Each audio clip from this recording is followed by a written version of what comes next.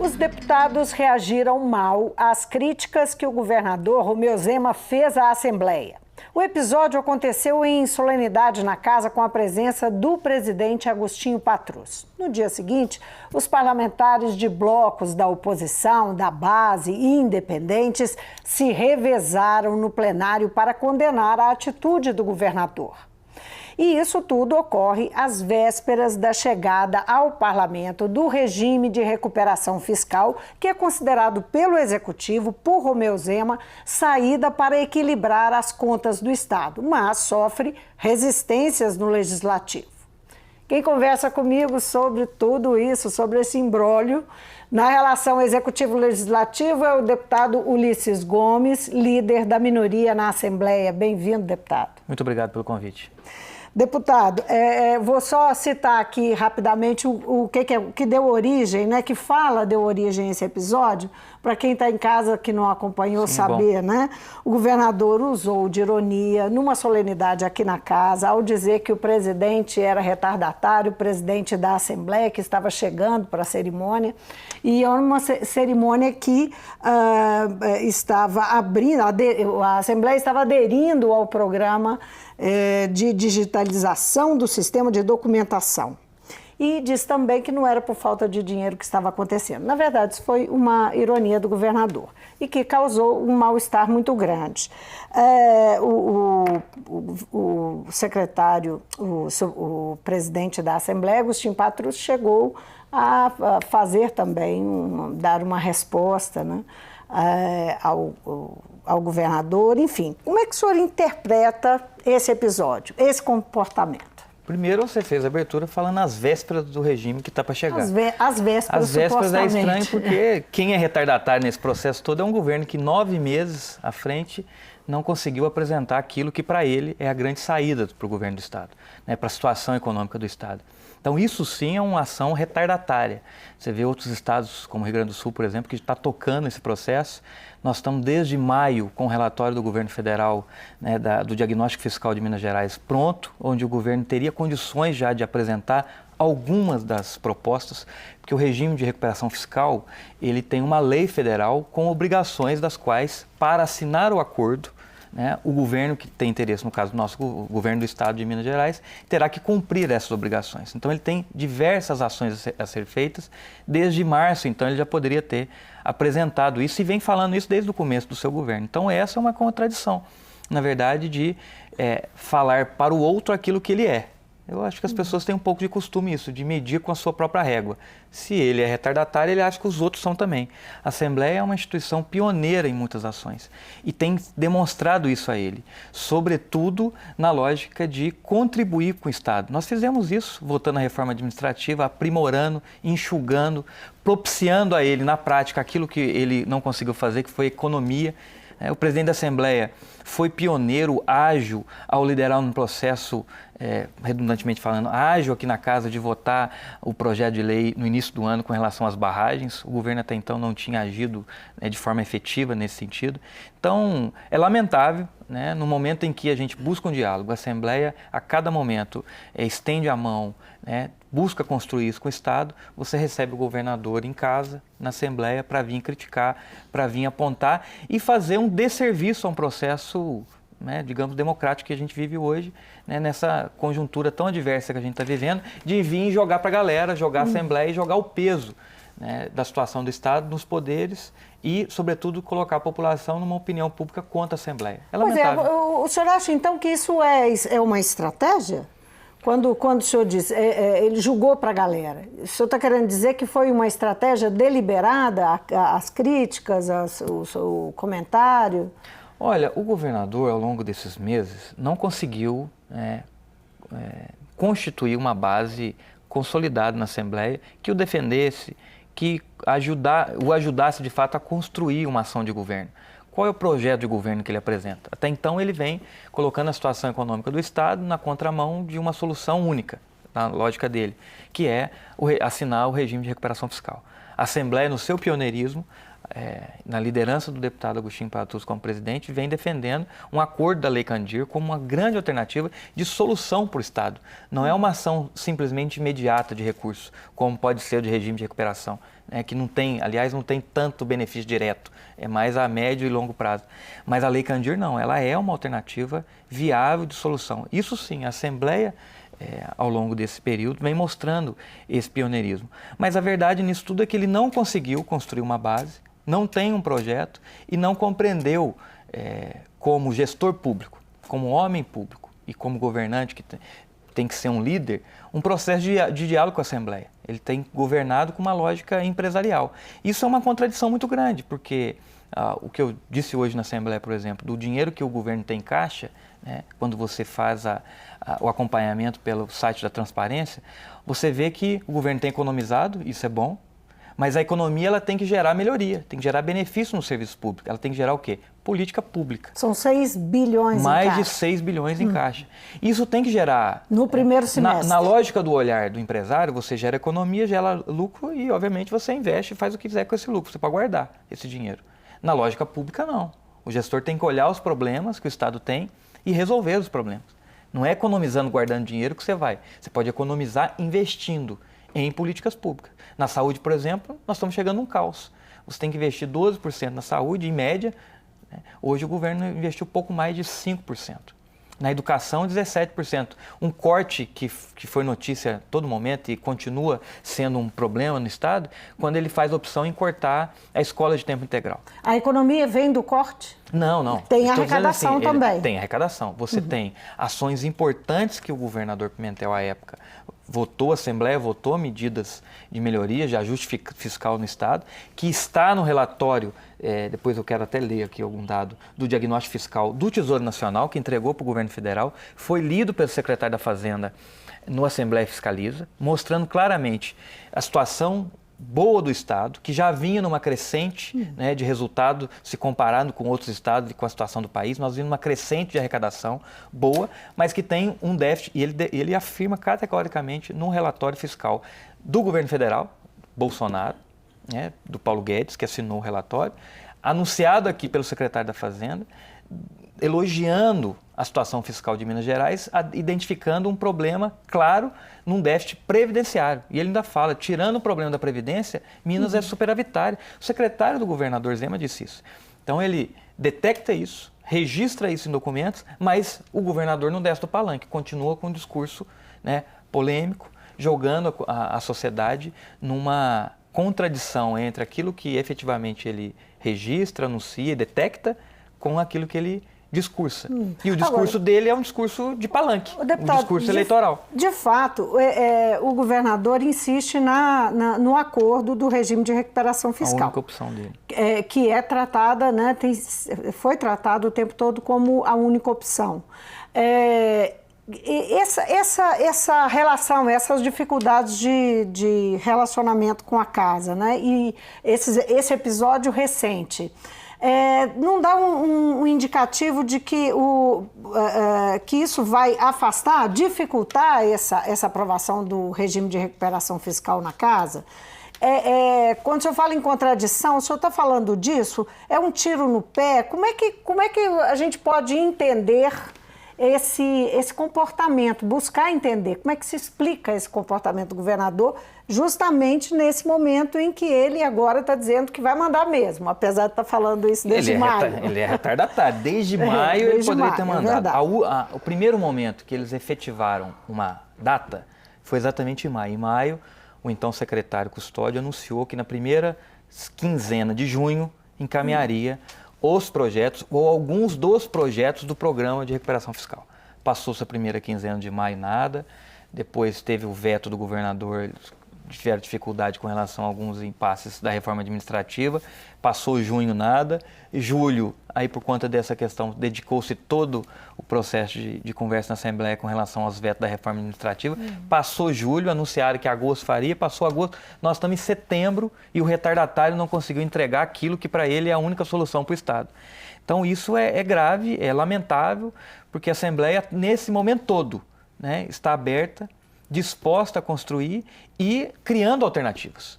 né? Volto a dizer, a proposta da Lei Candir, em que o governador não apostou, mas reconheceu quando teve a chamada do ministro Gilmar Mendes, na grande mobilização, né, da Assembleia, liderada pelo presidente da Assembleia, os poderes, a bancada federal e tal, nos acompanhou nesse processo. O ministro Gilmar Mendes, então, instituiu uma comissão para dar um parecer até dezembro, para que e obviamente a gente tem uma grande expectativa que haja de fato uma proposta concreta para que a gente solucione essa demanda que é importante para Minas, para muitos estados e consequentemente será, não tenho dúvida de dizer, para o país.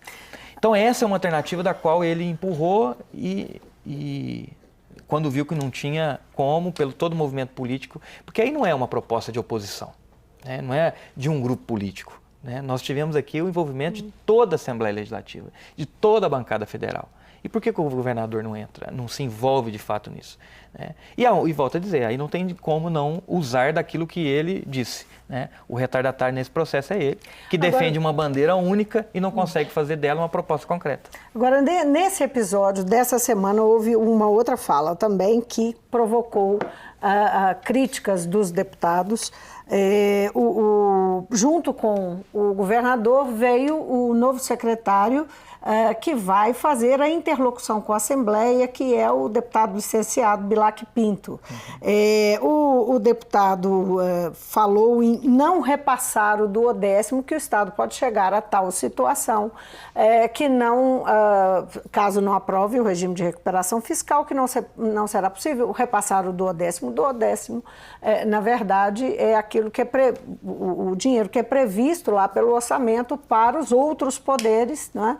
Que é os recursos para a manutenção dos outros poderes.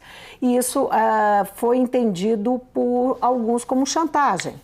Como é que o senhor viu essa fala dele? Na contramão do que é preciso fazer. Você tem que usar da boa relação, do bom entendimento, de uma construção a favor do Estado.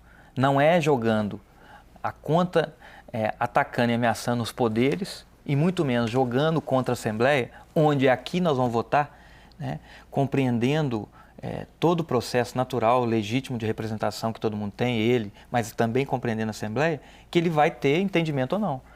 A forma como o governador vem colocando essa postura ao longo do tempo, o secretário entende assim, experiente, foi secretário de Estado, deputado estadual, deputado federal. O Bilac tem todas as condições técnicas e políticas para buscar um bom diálogo aqui. Agora, a chegada foi realmente estranha. É difícil tirar uma conclusão diante de um fato que vem na contramão disso tudo que nós estamos falando. O Estado passa por uma dificuldade. O que explica um comportamento desse, de um político tão experiente? Alguma coisa que soa, pelo menos, como uma forma de pressão, né? Que alguns chamaram de chantagem na casa. A única compreensão que a gente pode ter, e tem conversado com os parlamentares nesse sentido, é a tentativa inicial do secretário de afinar, ajustar e ganhar a confiança do governador, ou seja, falar a linguagem do governador. Porque ele veio e falou exatamente o que o governador tem falado. E o que o governador tem falado, a forma como ele tem agido ao longo do tempo, vai muito na contramão do que é preciso, porque ele fala em diálogo, ele veio tomou posse aqui, veio na posse dos deputados sempre falando em diálogo, em vir na Assembleia, em buscar e construir isso coletivamente, né? E uma contradição muito grande, né, entre discurso e prática. Por isso que eu iniciei falando aqui a lógica do governador e do candidato. O candidato Zema continua, nós estamos esperando o governador Zema, porque o candidato Zema está caindo em contradição a todo momento, inúmeras. Desde a história de usar avião que não ia usar, a chamar deputado que não ia chamar para o governo e chamar, aos benefícios e mordomias que ele iria cortar e continua, como jetons, em que todo momento... E essas contradições continuam. E ele continua com o mesmo discurso de palanque. O que eu acredito que o secretário fez em primeiro momento, né, por todo mundo entender, né?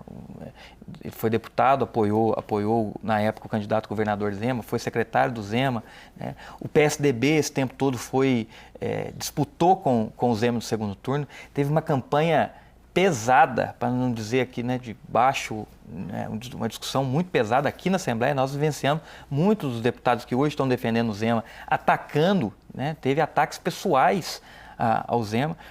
E o que parece, né, tanto o PSDB quanto todo esse pessoal que governou na época da Anastasia e Aécio Neves, que hoje são base de sustentação, estão dentro, estão comandando o governo Zema, na verdade é essa, eles estão tentando de alguma forma mostrar mais afinidade e ganhar a confiança do Zema, né? Porque o Zema, sem base política, apostou naquilo que ele denunciou na campanha, que tem mais antigo na política, mas ele optou em governar com o PSDB, com a condução do PSDB. Então acho que o secretário e deputado Bilac, que responde a toda essa história, para ganhar a confiança do governador, buscou no seu primeiro momento alinhar mais com a tese e prática do governador do que com o que a Assembleia precisa nesse momento. Agora, e não é um discurso de oposição, porque quem mais fala isso, né, não é um diálogo só com a gente vai buscar o diálogo, mas eles podem falar, a oposição não quero. Mas é com a própria base, que hoje não tem, fica na expectativa de um diálogo, de uma construção, porque não é toma lá da cá ou favor, é primeiramente se sentir parte de algo. Quem na Assembleia, que base, que bloco ou que partido, se sente parte de fato de um governo? É só você ver as votações, né, onde se unifica os 3 deputados do Novo, do partido dele, contra todo mundo da Assembleia, né? E aí não é oposição, você pega as votações, são o resultado concreto dessa divisão, que não tem diálogo. Eles chegam, apontam o dedo na cara de todo mundo que eles são certos, corretos, são diferentes, são novidade, copiam tudo que estão fazendo. Nós vamos começar a lançar o que nós vamos chamar de, né, o Zema Ctrl-C, Ctrl-V. Ele está copiando ações dizendo que é nova. Copia, cola e fala que é novo. É a lógica do novo. Agora, deputado, a Assembleia, nesse momento, nós estamos vendo, assistindo isso, está bastante reativa ao governo. E está aí o governador dizendo que vai mandar, então, o acordo de recuperação fiscal.